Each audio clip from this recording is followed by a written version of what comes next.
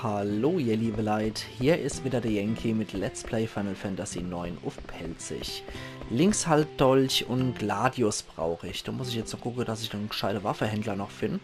Ich bin hierher gekommen, über andere Antriebskraft als Nebel oder Feuer zu finden. Aber das mit dem Wasser ist mir alles ein bisschen zu kompliziert. Das ist wohl die Kraft von den Drachengötter, hm? Ja, genau, so sieht's aus. Jüngling. Ich habe mit ihr gerade Gespräch geführt, warum Cornelia aus deiner Taube möchte ich sein sterben musste. Es war ihr bereits bewusst, dass nur der Tod sie zu Markus bringen wird. Das sehe ich anders. Sie wollte beweisen, dass sowohl ihr Liebe zu ihrem Vater als auch die Liebe zu Markus aufrichtig war. Was denkst du darüber? Sie wollte ihr Liebe beweisen. Siehst, er stimmt mir zu. Was ein Dummschwätzer. Mensch, wieso verstehst du das dann nicht? Hochkundschaft. Okay, aber hier gibt es anscheinend nichts zum richtigen Kaufen an Waffe. Ja, sind wir nur alte Schwätzer hier und wirkliche Waffenverkäufer, Bibliothekar, Leseraum. Nee, ich will hier nicht Penner. Schriften sind Freunde für ganzes Leben, selbst wenn man sie zu Ende gelesen hat, so leben sie noch im Herzen weiter. Die Erinnerungen nimmt man mit bis in den Tod. Das stimmt allerdings, was Bücher angeht, ja. Ich kann selber nicht finden, wo steht der jetzt? Die Bestie auch nicht. Das kann ich ja nicht sagen, wo der steckt. Bist du vielleicht ein Waffenhändler? Ja, sehr schön. Ja. Was? Wie? Doch vor kurzem konnte man mit dem Aufzug Gegenstände transportieren, aber jetzt fährt er einfach nicht mehr bis nach Over. Wie soll ich da jetzt so mein Geschäft leiten? Was soll ich nur machen, damit ich nicht gegen den alten Schmied verliere? Okay, das heißt, ich muss den Schampel da ohne erst reparieren. Und dann könnte ich vielleicht auch Waffe kaufen. Hoffen wir es doch zumindest. Weil von dem Schmied will ich definitiv noch ein paar Sachen gemacht kriegen. So. Ich meine, man könnte ja auch einfach nur einen Korb nehmen und ein Seil und könnte so runterfahren, aber das ist anscheinend nicht gut genug. Das müssen wohl hier die Aufzüge sein. Allerhaupt, dann kümmern wir uns doch dort drum. Mit dem Aufzug. Erstmal der. Ups, nicht der rechte. Ja, man müsste als nur wissen, ne? Ich hätte ganz gerne den linke Hebel. Der linke noch einmal. Und dann der mittlere. Nee, so will ich das nicht. Ich will nur Stufbauer. Jetzt nochmal vielleicht der mittlere? Nee. Ups. Der linke nochmal. Und jetzt vielleicht nochmal der rechte. Nee, das ist nicht gut. Der linke Hebel nochmal.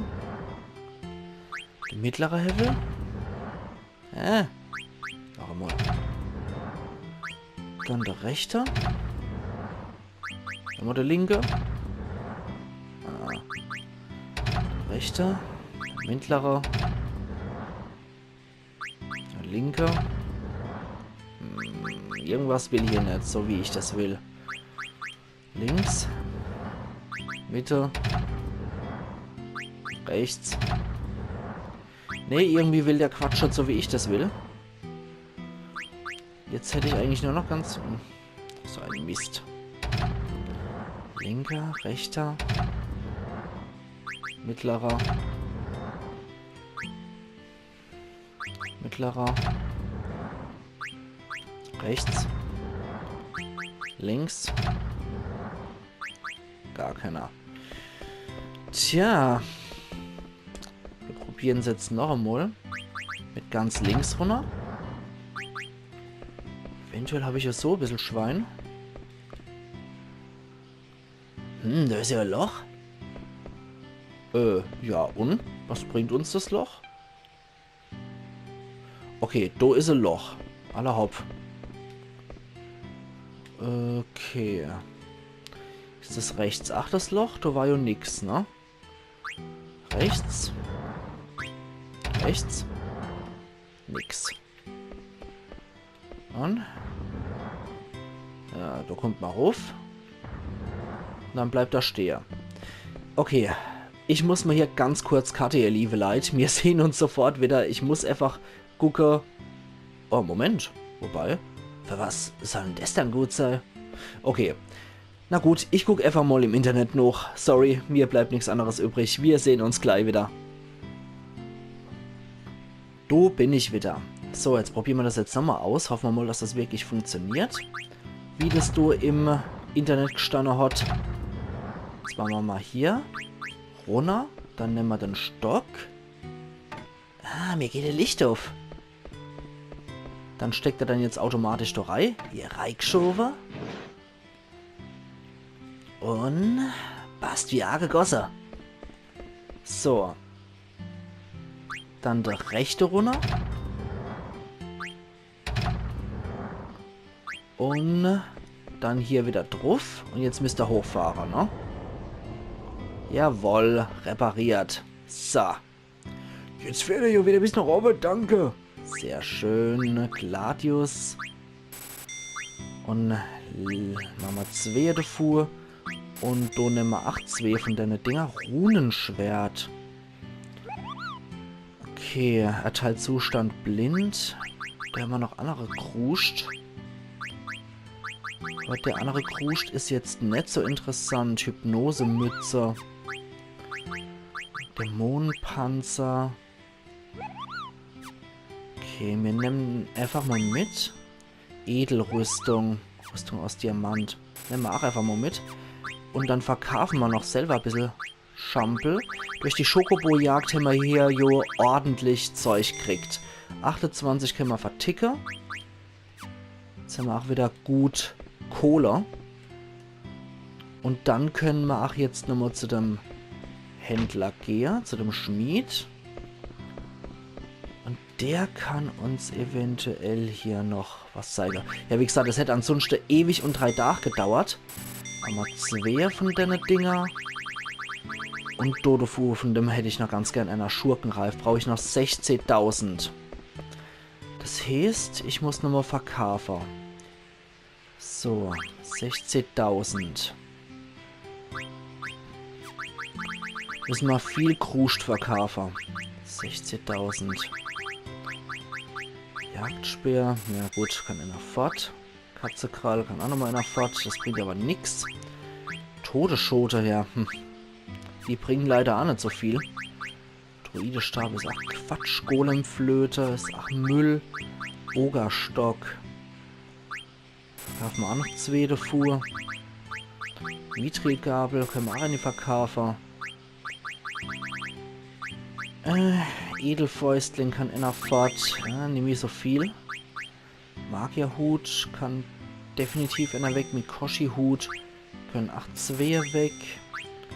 Kopftuch können wir 2 verkaufen. Bastenmütze. Pforte mit. Goldkäppchen ungern. Rotkäppchen kann 1 weg. Butter ist Quark. Mithrilweste. Komm, Annie kann fort.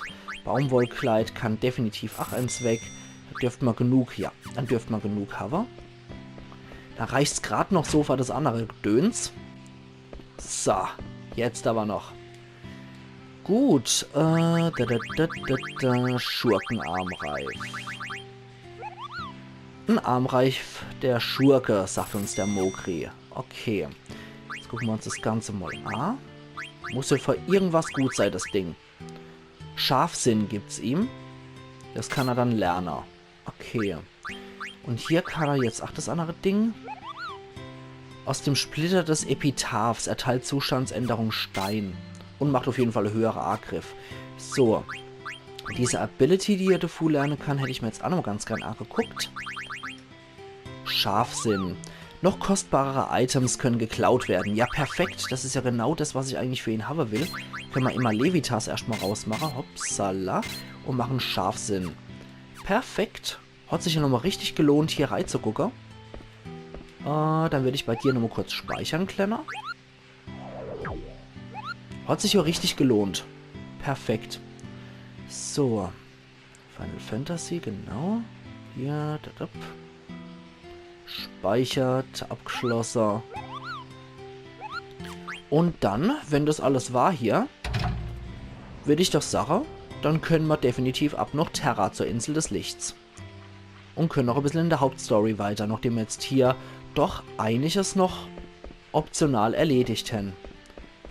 So, aber erst nochmal hier gucke. Da ist aber anscheinend nix. Nee, okay. Kein toller Drache-Bossgegner oder so, der uns hier erwartet. Perfekt. Dann haben wir soweit alles, würde ich sagen. Und der Rest ist auf CD4 zu machen, was wir noch sonst übrig haben. So. Wir gehen jetzt aber tatsächlich mal. Endlich wird's wahr. Wir gehen noch Terra, ihr liebe Leid. Also ab zur Insel des Lichts. Warte mal gucken. Das ist die doch. Ist auch hier eingezeichnet, ne? Insel des Lichts. Und du hier Mitte drin ist einfach Schokobos Luftgarten. Okay. Gut. Und ja. Ab zur Insel des Wichts und dann gehen wir ab auf den fremden Planet. Aber du geht halt jetzt ordentlich der Punk ab, deswegen wollte ich das auch relativ am Anfang von einer Episode haben. Insel des Lichts. So, ab geht die Luzi und ab geht der Punk jetzt. So. Sieh dann, die Instrumente spielen verrückt. Der Schiff scheint von irgendetwas angesogen zu werden. Sieh dann, hält das Schiff das überhaupt aus? Du hast doch nicht etwa vor, du reinzufliegen. Alles, was wir wissen, ist, dass hier der Eingang ist. Das hier ist also, was die Leute von Estogasa der Pfad der Seele genannt haben. Ah, jetzt leuchtet das auch mal ein bisschen ein. Der Pfad, der die Seele nach Terra führt. Vielleicht ist es ja so eine Art Teleporter, so wie die in Kuchas Unerschlupf. Sieh dann, wir werden reingesogen, auf Kurs bleiben oder abdrehen. Was sollen wir jetzt machen, wenn wir da reinfliegen? Da gibt's vielleicht kein Zurück mehr. Ja, komm, volle Schub voraus, wir haben alles gemacht. Volle Schub voraus und lass uns auf Deck gehen. Warum dann das? Wenn es wirklich ein Teleporter ist, wie Lilly vermutet, dann sollte man einspringen. Springen? Und wenn es jetzt kein Teleporter ist? Dann haben wir wohl in die Hose geschissen, ne? Vertrau mal, wird schon schief gehen. Ja, das ist natürlich die Aussage Nummer 1. Aber wir werden hier mit einer Filmsequenz belohnt. Die Seele fliegen hier tatsächlich rein, so wie es aussieht. Und wir gehen jetzt direkt rein.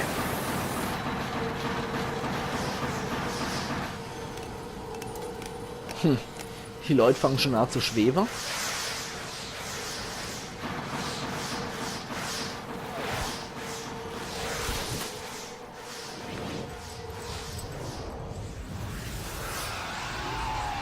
Aber das ist nicht so gut, wenn die Leute, die in Gaia sterben, noch Terra gebraucht werden, was aussieht wie eine große Pilzkolonie, dann ist doch irgendwas faul. Aber die Musik ist so immens geil. Ich liebe die Musik hier.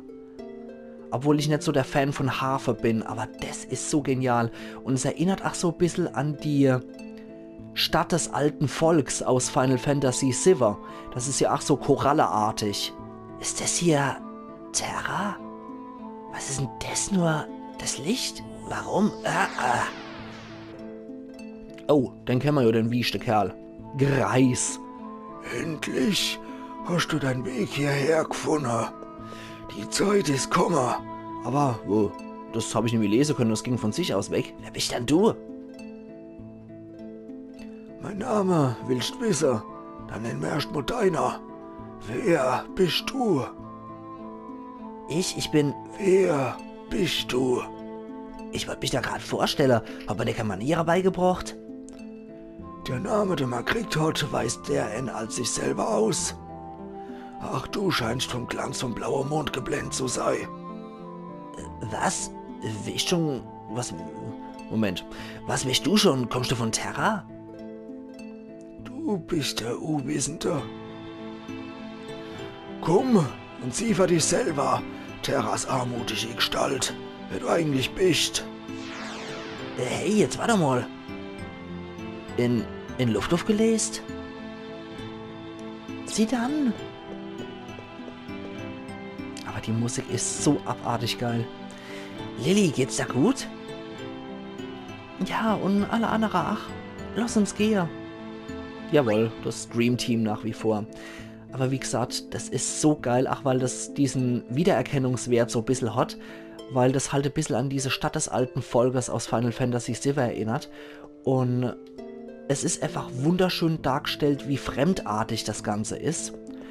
Und ich finde, so kann man Fremdartigkeit von einem anderen Planet und einer anderen Kultur durchaus wunderschön darstellen.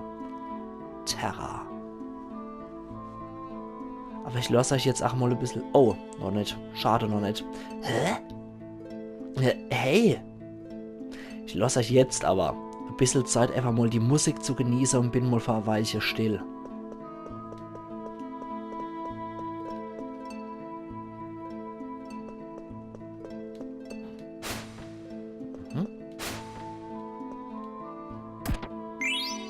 Hypnosemütze erhalten. So.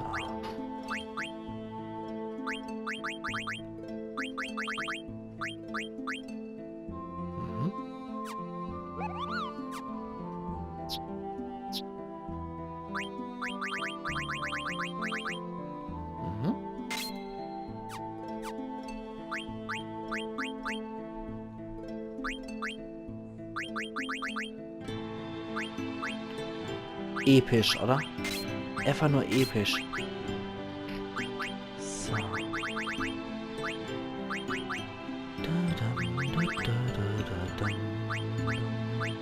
Generell Final Fantasy IX hat so einen extrem geilen Soundtrack, wie ich finde. Und es gefällt mir tierisch gut. Und gerade diese Musik von Terra finde ich sehr beruhigend und schön. Sind nur Spiegelbilder? Ja, da können wir uns spiegeln. Okay, da kommen wir auch noch wo hier. Ja, das bringt uns noch zu einer Schatztruhe und da finden wir noch einen Drachenreif. Ah, wunderschön, wunderschön die Musik. Götterspeise und Dragomegere können wir da lernen, das ist aber nur für Freya. Egoistenreif, Genji-Fäustling. Der andere lernt vom Schurkereif. Mal gucken. Vivi. Zauberreflex hätte ich eigentlich bei ihm gern ziemlich gesenkt, deswegen kann der Drachenreif erstmal sie haben. Mit ihrem Zauberreflex, das ist bei ihr jetzt nicht so toll und tragisch. Bei Vivi will ich eigentlich, dass der sowohl gut Magie ausdehlt, als auch gut Magie einstecken kann. Oh, herrlich. Die ist so genial, diese Musik.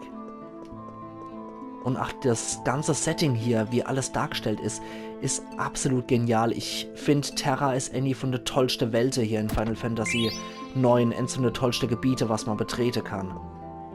Hä? Hey, warte mal. Mädel mit Affenschwanz. Interessant, ne? Und hier gibt es natürlich auch Gegner in Terra, also logisch. Herr der Kreise, Alter. Und der Typ, den wir vorher gesehen haben, das ist anscheinend der Herr der Greise. So, der macht Reflex. Auf sich oder auf den anderen Ballon-Typ? Ne, auf sich. Okay, dann können wir das erstmal vergessen, dass wir den angreifen mit... Oh, Silentium. Können wir es vergessen, dass wir da Attacke auf den Kerl drauf machen mit Magie. Oh, die halten aber gut was aus hier, die Herren der Greise. Silentium, nach wie vor. Oh, auf Vivi. Da hat er aber Schutz davor. Sehr gut. Konterzauber gibt es auch noch hinterher. Silentium. Ach, der kontert es direkt. Aber das ist natürlich in dem Fall ziemlich blöd, weil das auf sie geht. Scheiße. Okay, sie dann. Machen wir dort drauf. Lilly und Vivi. Na gut. Nicht so gut gerade. Blender. Vivi sage ich auch noch. Lilly ist auch noch stumm. Sie ist wirklich was, mit der Reise können wir gerade nicht mehr. Wir probieren hier trotzdem unser Glück noch. Vivi kann wenigstens so 425 noch abziehen. Das ist doch schon immerhin was. Virenpuder. Ja, besser als nackig in die Tasche gegriffen mit dem Gedöns von Vega. 425 Schade. Steiner. Ich verlasse mich auf die Steiner. Gut. So machen wir das doch. Perfekt. Aber unsere Truppe können wir trotzdem nochmal heilen von den Statuseffekten. Dummerweise gehen die noch im Kampf nicht weg. Wow, Ifrit habe ich als Tetra-Master-Karte noch gekriegt. Echokraut, genau. So. Und Aare Troppe kriegt sie auch noch. Haben wir ja genug gefunden bei der Schokobo-Jagd. So. Ist aber ach so geil gemacht. Ach, dieses... Nicht nur diese Natur mit diesen Riesenpilzen, sondern auch das, was von den Leuten von Terra hier gebaut wird. Hä? Was? Tja, hinterher, ne? Was anderes bleibt uns so nicht übrig. Der Hektokulus. Sag ihm, dass ich ihn hasse. Okay, wenigstens macht Steiner ja auch gut Schade. Aber die Waffe von Zidane, die ich jetzt habe schmieden lassen, sieht auch ziemlich cool aus. Absorbieren. Steiner nochmal drauf. Zack. Ja, was das für Geräusche macht. So, aber wie gesagt, diese geschmiedete Waffe von Zidane sieht schon ziemlich cool aus. So. Gut, gut. Zidane ist merkwürdigerweise derjenige, der mit dem Level am meisten hinterherhinkt. Eine Hektokulus-Karte haben wir auch noch gekriegt dafür. Oder wie man auf Terra zu den Wesen sagt, Igitt. Wo ist sie dann jetzt her? Tja, steht Sache, das finden wir doch morgen raus bei Let's Play Final Fantasy 9 auf Pelzig, wo das Affenmädel dann hier ist. Also machen's gut und bis morgen dann wieder. Ayan Yankee.